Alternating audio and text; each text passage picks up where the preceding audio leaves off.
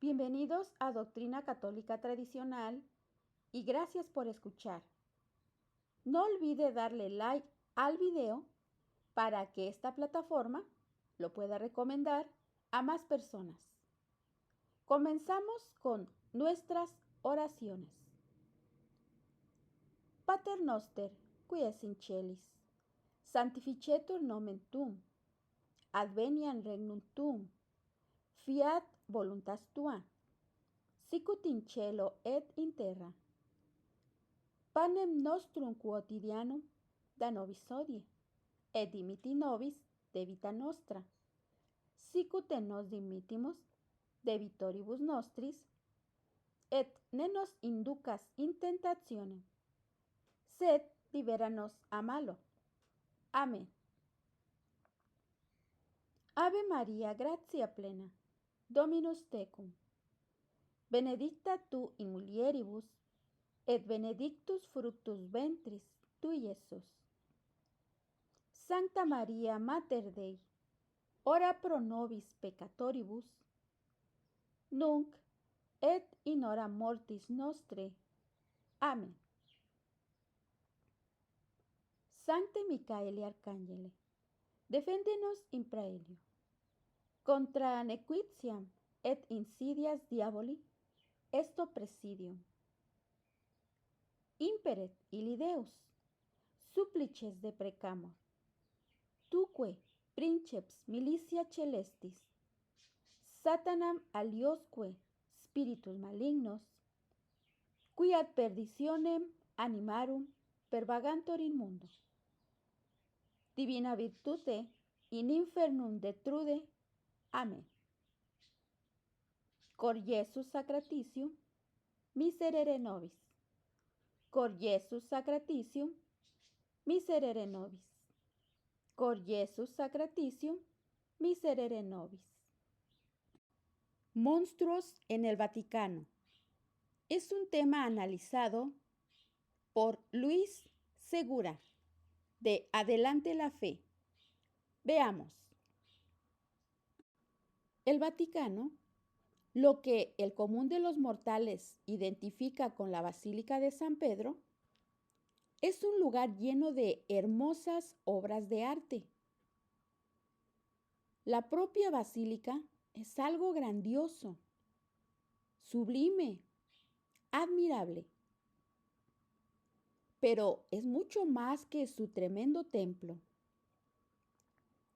Se trata de un estado con apenas 44 hectáreas de superficie y una población estimada de 800 habitantes que reúne a diario miles de almas para contemplar sus colecciones y que es al mismo tiempo el centro neurálgico de la religión más importante del planeta y el Sancta Sanctorum de las bellas artes.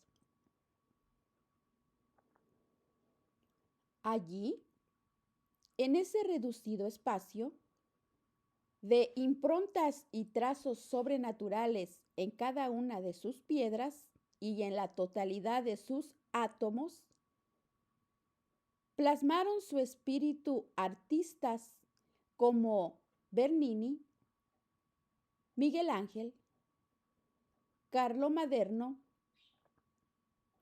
Se conservan con delicadeza las labores de Arnolfo di Cambio, Pietro Cavallini, Guido Reni, Rafael Caravaggio y testimonios marmóreos de la tradición grecolatina, como el Augusto Prima Porta, el Laocoonte, el Apolo de Belvedere. Maravillas que todo el mundo admira y con las cuales todos quieren un recuerdo. Pero el himeneo entre la iglesia y el arte, tan fértil en otras épocas, concluyó en sonado divorcio. Nuestra época es desgraciadamente inmune al contagio del esplendor artístico de otros tiempos, y las creaciones presentes han renunciado a toda belleza para seguir lo feo, lo ridículo y lo grotesco. Y la Iglesia ha acabado arrodillándose también a la tendencia antiestética del arte moderno. La plenitud del arte sacro se produjo, a pesar de todas las leyendas, en la vilipendiada Edad Media. Durante aquellos siglos, Europa se cubrió de iglesias y catedrales que todavía hoy admiramos por su dignidad y encanto. Expresó en las artes plásticas su espíritu devoto por medio de artistas geniales que reconocían el poder del arte para instruir a los fieles y sobrecogerles con sus representaciones del misterio, de lo celeste, de lo supraterreno. El Renacimiento, por diferentes motivos, supuso un giro importante. En el siglo XVI, el culto a la belleza se acentúa a expensas del sentido del misterio. La Reforma produjo a continuación un movimiento iconoclasta, y allá donde triunfó el protestantismo, el arte sufrió un gran ocaso. Pero la madre del cordero, cuando la serpiente puso realmente sus huevos más infectos, fue en el siglo XVIII. En consecuencia, la imagen sagrada entró en crisis en la época contemporánea. Por eso, en los siglos siguientes, XIX y XX, la jerarquía eclesiástica no veía nada que pudiera valer para la expresión de sus verdades y de sus misterios. Hasta que llegó Roncalli, el futuro Papa Juan XXIII, instigador del último Gran Concilio, celebrado por la Iglesia Católica, el Concilio Vaticano II.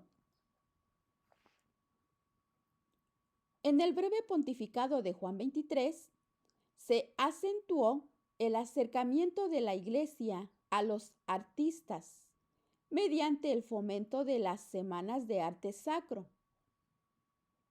Precisamente en su discurso con motivo de la 9ª Semana de Arte Sacro de octubre de 1961, el Papa exaltó la misión del arte cristiano que, según él, tiene un carácter cuasi sacramental, entre comillas, como vehículo e instrumento del que el Señor se sirve para disponer el ánimo a los prodigios de la gracia.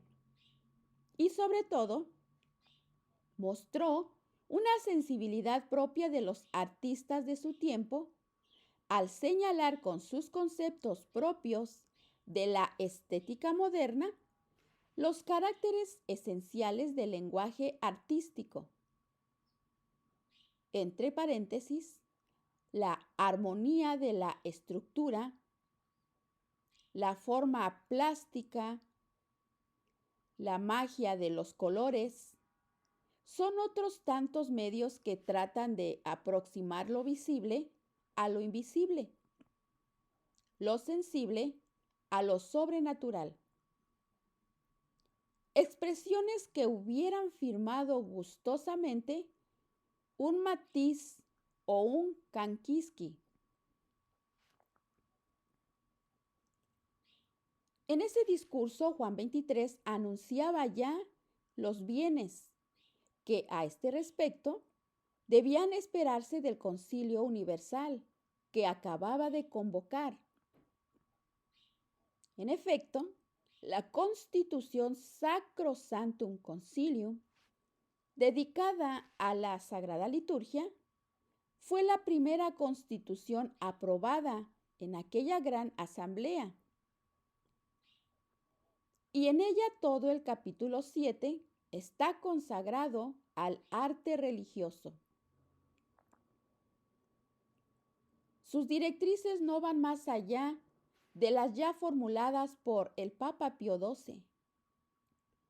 Y en ese sentido, se ha observado justamente que la Constitución hubiera sido más explícita y valiente si sus cánones se hubieran formulado después de la aprobación de la Gaudium et Spes.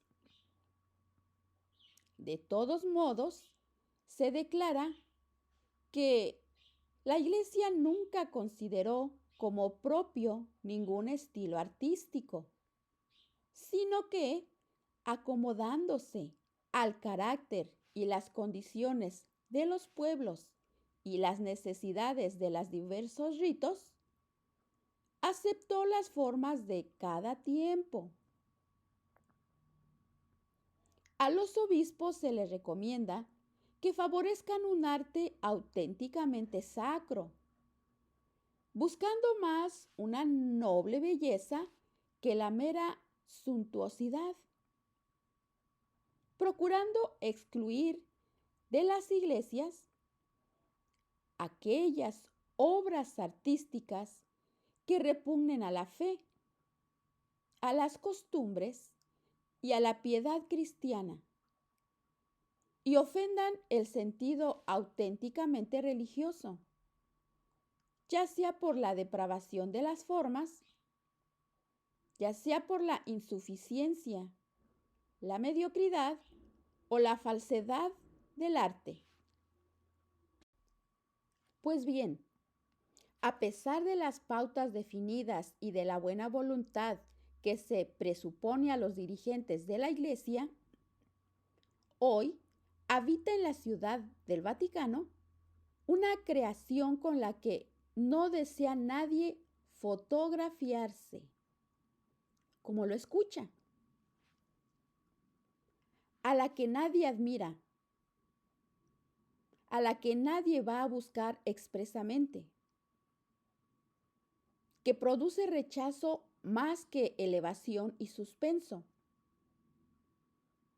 Nos referimos a una obra que preside un auditorio gigantesco, uno de los espacios más visitados, de hecho, por los papas conciliares, el Aula Pablo VI.